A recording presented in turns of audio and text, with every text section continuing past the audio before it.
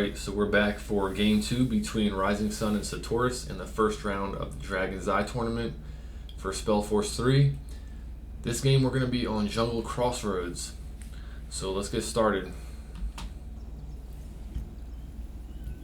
Alright, so RisingSun is playing as the Orcs again. This time he is in teal. And Saturas is playing as the Dwarves again, and he's in red. So 4 stonecutter, 1 hunting cabin for Saturas. And for RisingSun, he is on 3 lumber camps and 1 hunting cabin. This is nice. This is just a very efficient move, pulling the zombies into his capital. I think he would want to send the cultists over there. I don't know if he needs to be in the area to get the experience from the zombies, but clearing out that camp early on. Demonic Pact over here. Yeah, I'm not sure what the rule is for experience. If how close your hero has to be to these creeps as they die. You know, if this zombie ends up dying and the occultist is up here, will he get the experience for it? And we got Warrior of the Depths for Saturas, so that's interesting. It's not a hero I see very often. Similar creeping patterns for both players. Level 3 already, so he must have got the experience from this camp. That's something I'll have to look into myself. What's the distance do you need to be within? So, for Saturas on his Warrior of the Depths. Our heroes grew stronger. Got. Is this not shown up correctly? We're under attack. Death Blow? Okay, no, it is. So, Death Blow increases resistances after a kill. Recuperate, Brute Force, Head Splitter, and Sweeping Strikes. You got 2 more points to spend. My dog is out on the balcony looking at me through the window. The outpost is complete. And We've expanded our borders. and RisingSun has got 1 point into Brute Force, 1 into Blood Sacrifice and Blood Confluence, Demonic Pact as usual, Nullify, Blood Harvest, and Death Resilience. I'm very curious to see how these 2 players do their creeping patterns, because they're not starting in positions that are mirrored from one another. And what I mean by that is this map, you know, is all these 6 sector pieces that you're seeing on the top, bottom, east, and west are all equivalent to each other, and they're mirrored. You know, on a rotating basis. Now, as opposed to being straight across from each other, they're on a diagonal. So, from a balancing standpoint, I wonder how that works. If one player has the edge because of that. I'm not sure, but either way, got some scoundrels coming out to support the occultist. We're under attack.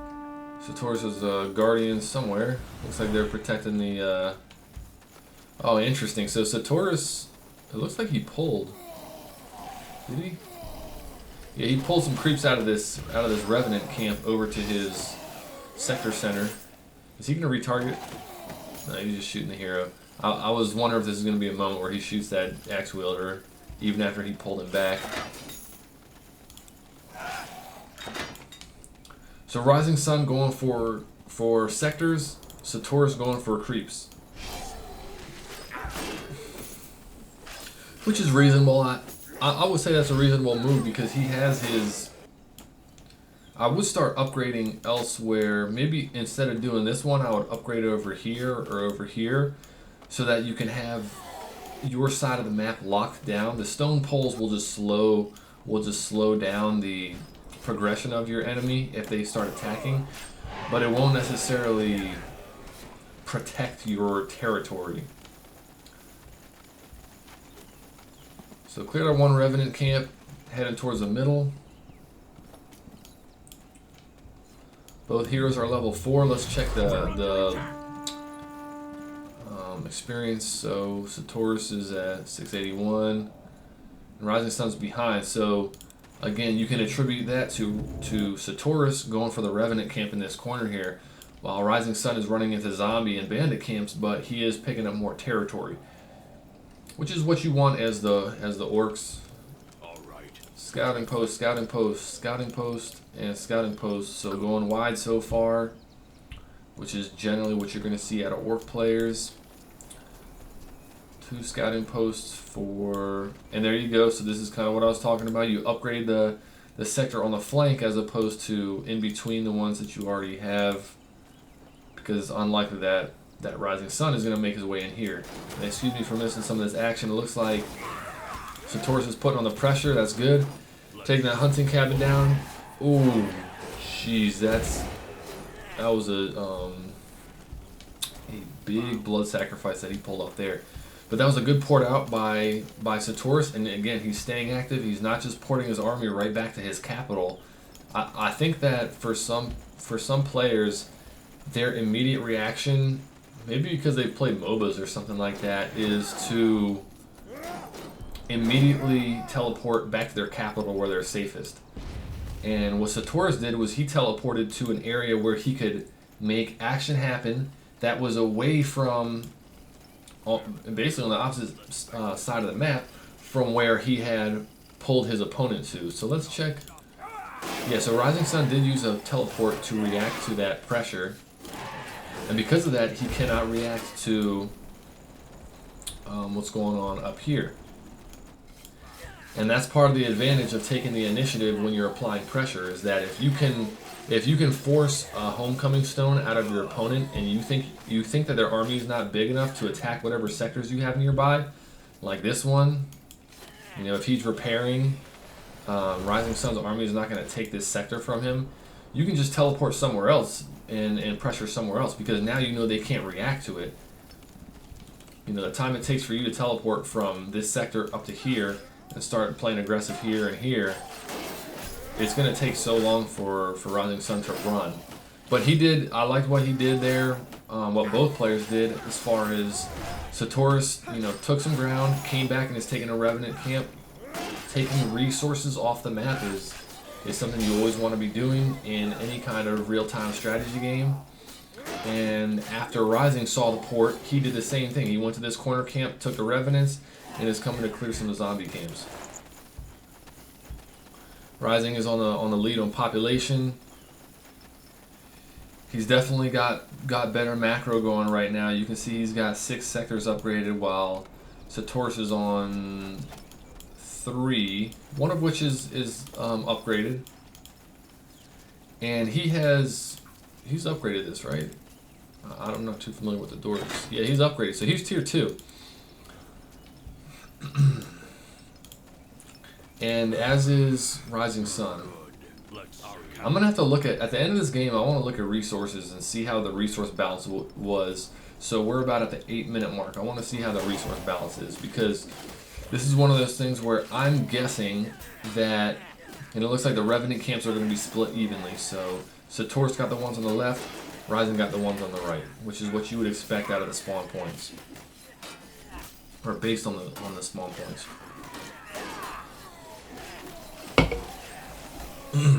So what I was saying though was that I'll be curious to see what the economy is like for both players around the 8-minute mark.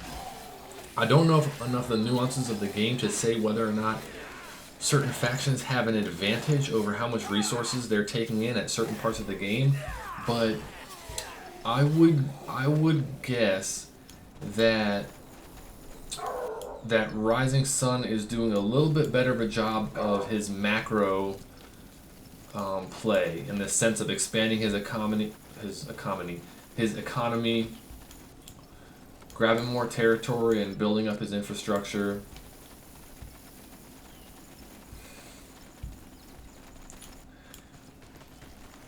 And so that's one of those things where there's, you know, every player has to find their balance between micro and macro. How are you controlling your army? How are you casting your spells? How are you positioning your hero during combat and going creeping? Even little things like picking up potions and whatever as you're going through camps, versus how are you paying attention to your resources? How are you rebalancing your economy? prioritizing which sectors you're upgrading to get access to certain resources and things of that nature. You saw Saturas canceled his teleportation. He wanted to make sure he cleared off that. That was really good timing. That was a good read by him. He kind of recalculated there, you know, and made sure that he finished off that frontier post before he teleported to react. He canceled that channeling of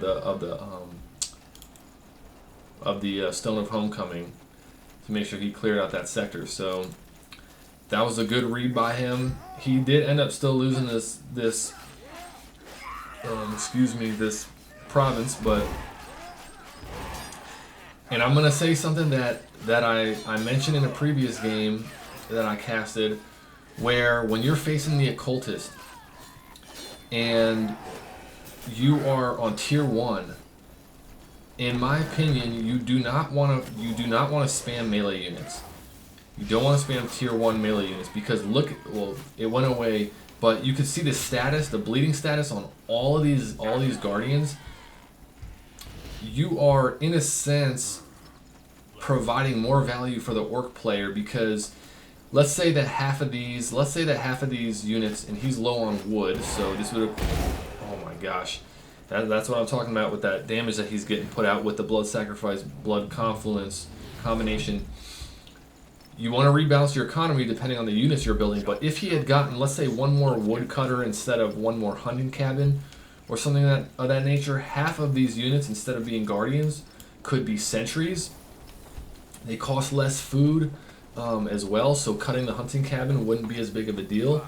And you could harass him from afar with the sentries, as opposed to giving him more targets to drain health from with his combo that he likes to do, the occultist. So again, unit combinations are a huge part of any RTS game if it's well balanced, and Spellforce definitely follows that at some level. You want to have a nice balance of units. There you go, getting a hunter pick off. This is one of those, you know, select all military units attack move things where that hunter just got stuck on his way from one sector on an attack move to meet up with the rest of the army. Starts throwing his spear at a stone pole and you lose an iron unit, which is no good, but you know, happens to everybody, and no big deal in the grand scheme of things probably. So Taurus is making sure to keep up the pressure. I'm going to check items and skills real quick. So, and we just had a teleport, so actually maybe I should close this and see what's going on here. So Rising teleported to the totem and retook that, and he's going to be coming straight down. Let's watch this from Saturas' view and see how he reacts. So as soon as you see those hunters come on the screen, you got to get out of there. I'm not sure if taking out a level 1 outpost is worth this, but he ported. Again, he did wait until he knew he was going to clear out the sector. And even though he lost some troops, you know, again, he's staying active. He's forcing moves out of Rising. And like honestly, I feel like Saturas has really good decision making as far as how he's using his military. I wonder if he could. So you see how much stone he's floating. When Saturas starts working on his macro and getting his economy more balanced with his unit production and whatnot, I think he's going to be a scary player because his decision making and his movement with his army, I think, is pretty on point. That's what I'm seeing. And again, it's so much easier to commentate. You know, it's so much easier to watch what other players are doing while you're just spectating. When you're playing in a game, when you're playing especially in a tournament game, I think everything is more difficult unless you've got, like, you know, nerves of steel and nothing phases you, which I don't think is the case for 99% of people. But regardless, both matches have been pretty good and competitive. And you can see he's moving on to what's the next thing. He's not taking bad engagements when he doesn't need to. I'm gonna switch views now and watch from Rising perspective, and oh my gosh, he has a lot of hunters. So like at this point, this is where I would get out. He did avoid the nullify with his hero, luckily, so he was able to get his teleport off. But that one, you probably want to teleport for prioritizing killing the sector. But regardless, he's keeping on the move. Yes? Let's see, we got 18 hunters, 8 brutes, so a little bit less scoundrel spam from RisingSun on this map. Maybe he figured he could afford that because of the how much territory he's captured and developed. And because I think Saturas is going to be avoiding combat right now, let's take a look at this. So he's on block chance ring, he's on level 3 armor, level 1 weapons. For Rising, actually I'm going to watch these.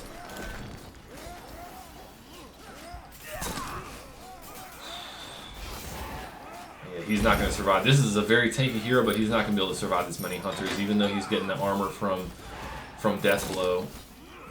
Oh my gosh, that is a fast man. Yeah, his army's just getting cleared here. And this is probably game. But, yeah, he got picked there just at the end. Yeah. Yeah, I mean, this is one of those engagements where I think that maybe you back up into this area and try to fight, you know, force the enemy to take hits. I don't think this is a battle he was going to win anyways. Especially with the brutes here. You know, now that Rising has brutes on the field and not just hunters, he can apply pretty serious pressure to sector centers. And excuse me for not checking items and skills as much, but I'm just going on and on about you know, kind of how I'm interpreting the game as it's going. But quick look at this. Level 3 armor and level 3 weapon for Rising. Had a little bit money more to spend there, so he could have just kept getting stuff. He was in a good position financially, if you want to look at it that way. Level 2 Blood Harvest and Death Resilience, Demonic Pact. Level 2 Blood Confluence, level 2 Nullify, Brute Force, you know, and then his level 5 abilities. This is one of those, I love to see how players build their heroes a little bit differently. You can see he got points into Blood Harvest, whereas in previous games I've seen Aqua go more heavy into concentration so that he can spam Nullify and Blood Confluence. So for Saturas, he was on level 3 Brute Force, Sweeping Strikes, Head Splitter, Battle Frenzy, Death Blow, Inspiring Presence, and Recuperate. I wonder if he would have been better off putting less points into Brute Force and more into Death Blow and Recuperate, so that he could just be a little bit more survivable and kind of waste ammunition from the shots from the hunters. I shouldn't say ammunition as if they're going to run out, but that's that. And then, yeah, same items. So, anyways, good performance. Definitely entertaining matches from these players. Thanks to Saturas and RisingSun for letting me cast your guys' matches. It was a pleasure. So, you know, best wishes to both guys as they go on in the tournament. Again, we do have a losers bracket in the Dragon Eye tournament, so they'll both continue playing. And yeah, hope you all enjoyed. I'll see you on the next one.